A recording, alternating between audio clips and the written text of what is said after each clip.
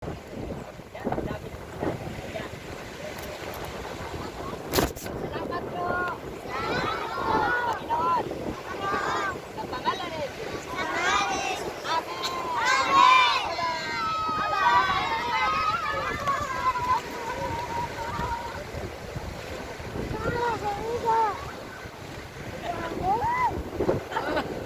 Lord, nagpapasalamat po ako sa katatapos po ng aming gawain. At kami po ay humingi ng tulong na kami po pagpalain.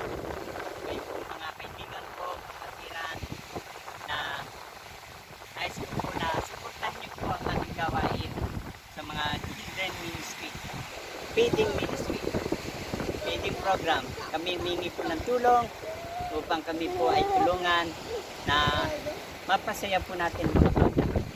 At umaasa po kami na ibibigay niyo, tutulungan niyo kami lahat upang sa ganoon kami po lahat ay mapagpala.